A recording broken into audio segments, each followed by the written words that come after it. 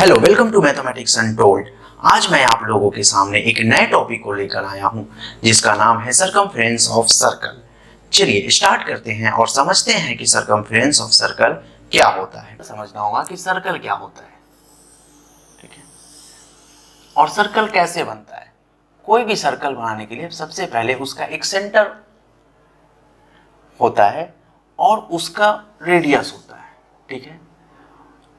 Radius को हम लोग उसी सर्कल का एक डायमीटर होता है, ठीक है। डायमीटर जो होता है वो सबसे बड़ा कॉर्ड को हम लोग डायमीटर कहते हैं। और सरकमफ्रेंस क्या होता है, अगर मान लीजिए कि ये एक स्टार्टिंग पॉइंट है, ये सर्कल का स्टार्टिंग पॉइंट है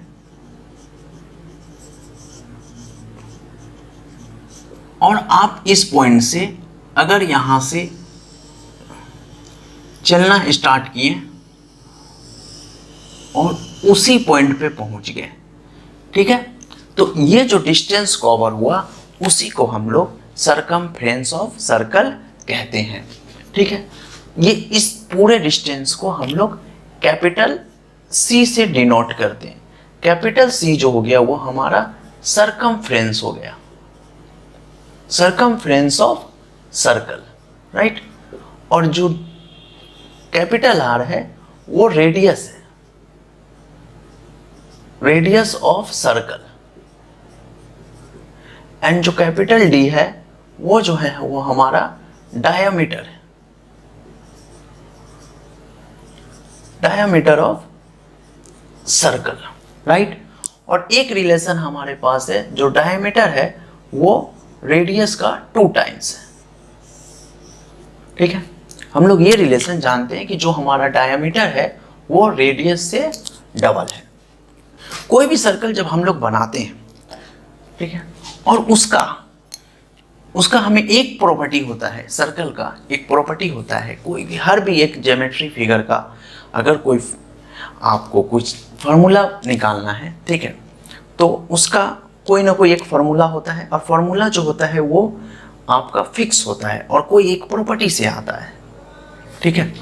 जैसे ये सर्कल है, ठीक है, और ये सर्कल में अगर देखा गया, आप जितने तरह का भी सर्कल बनाइए, ठीक है, अगर आप छोटा सर्कल बनाइए, बड़ा सर्कल बनाइए, उससे बड़ा सर्कल बनाइए, ठीक है, तो उसमें देखा गया कि उसका जो डायमीटर है और इसका जो सरकमफ्रेंस है, और दोनों को अगर हम डिवाइड करें सरकमफ्रेंस बाय डायमीटर, वो हमेशा हर सर्कल के लिए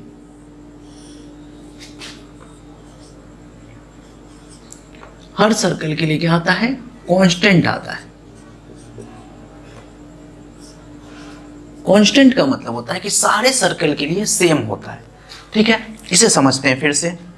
जैसे मान लीजिए ये कोई सर्कल है, इसका डायमीटर कुछ भी है और इसका सरकमफ्रेंस है। जब आप इसको डिवाइड करते हैं तो कोई वैल्यू मान लीजिए आता है P, ठीक है, P एक कोई वैल्यू है, दोनों को डिवाइड करते हैं। फिर आप एक कोई दूसरा सर्कल लेते हैं और उसका सरकमफ्रेंस है कुछ और डायमीटर कुछ और है। फिर आप कोई दूसरा सर्कल, ठीक है, साइज डिफरेंट होगा, कोई छोटा होगा और कोई बड़ा होगा, फिर उसको डिवाइड करते हैं तो देखा गया उसका भी वैल्यू P आ रहा। और P जो है वो P एक फिक्स वैल्यू के बराबर आया। किसके बराबर आया? 3.14 के बराबर आया, ठीक है। हर बार जब आप C/D कीजिएगा किसी भी सर्कल का, जब इस लेंथ को मापा गया, सरकमफ्रेंस के लेंथ को मापा गया, कोई भी सर्कल हो और उसके डायमीटर को मापा गया और दोनों को डिवाइड किया गया, तो दोनों का जो रेशियो है वो 3.14 के बराबर होता है, जो है वो 22/7 के इक्वल होता है। आप 7 से जब 22 को डिवाइड कीजिएगा तो आपका आंसर आएगा 3.14, ठीक है।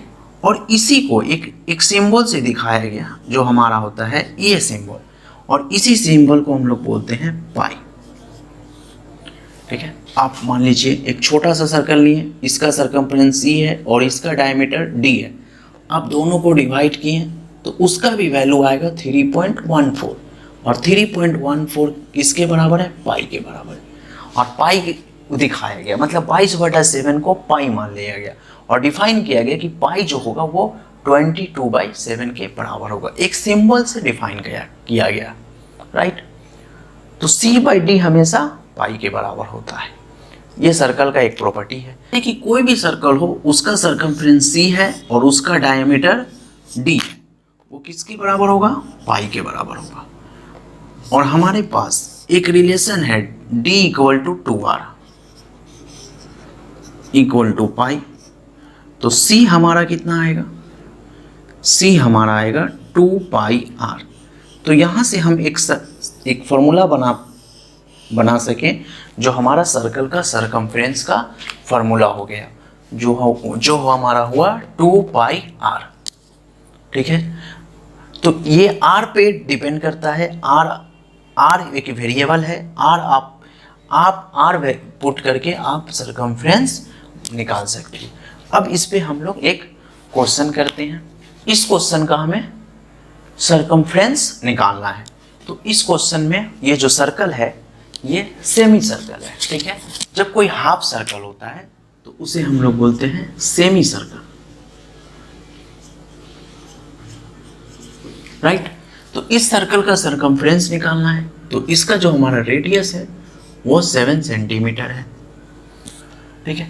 और सरकमफ्रेंस जो होता है वो, अगर अभी हम फार्मूला बनाए हैं सरकमफ्रेंस का 2πr, बट ये सर्कल हाफ है, ठीक है। तो इसका जो सरकमफ्रेंस होगा वो 2 से डिवाइड हो जाएगा, तो इस सर्कल का सरकमफ्रेंस होगा πr, राइट।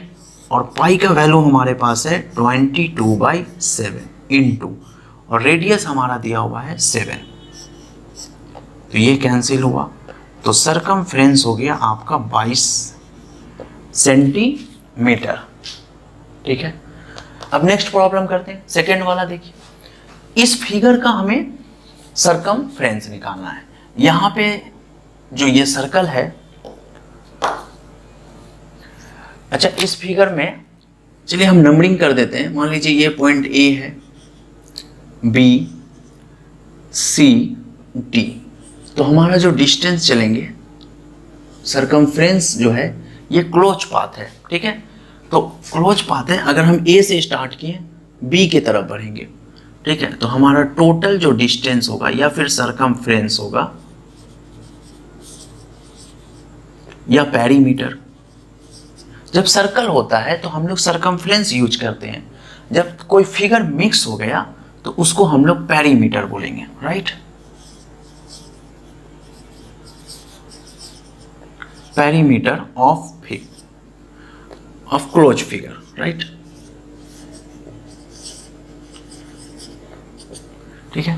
तो किसका पेरीमीटर होगा, पहले A से B चलेंगे, फिर B से C, फिर C से D और फिर D से A, ठीक है। A से B, B से C, फिर C से D और D से A, तो टोटल जो डिस्टेंस होगा उसी को हम पेरीमीटर, तभी हम पेरीमीटर फाइंड कर पाएंगे इस फिगर का। A से B कितना है, A से B 14 सेंटीमीटर, B से C 14 सेंटीमीटर, C से D 14 सेंटीमीटर, बट D से A ये फिर से एक सर्कल बन गया। अब यहाँ पे हम डायरेक्ट ऐड नहीं कर सकते इस पाथ को, D से A को हम डायरेक्ट ऐड नहीं कर सकते हैं, तो उसके लिए हमें क्या करना होगा, सर्कल के सरकमफ्रेंस का फॉर्मूला अप्लाई करना पड़ेगा, ठीक है।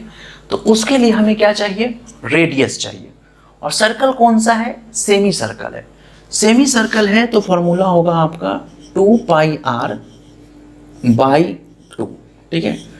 D से A तक का जो डिस्टेंस होगा वो होगा 2πr/2। 2 और 2 को हम लोग कैंसिल कर देते हैं, इन तीनों को पहले ऐड करते हैं, जो हमारा होगा 42 + πr, राइट। अब हम रेडियस खोजते हैं। अच्छा रेडियस खोजते हैं, तो ये हो गया आपका सर्कल का रेडियस, राइट। तो ये जो रेडियस है, ये रेडियस अगर ये पूरा 14 सेंटीमीटर है तो रेडियस हाफ होगा, तो ये हो गया आपका 7 सेंटीमीटर। तो इस फिगर में हमारा रेडियस हुआ 7 सेंटीमीटर, पाई का वैल्यू 22/7 और रेडियस का वैल्यू 7, 7 से 7 cancel, equal to 42 + 22 equal to 64 centimetre, right. तो इस फिगर का पेरीमीटर जो हुआ 64 सेंटीमीटर हुआ।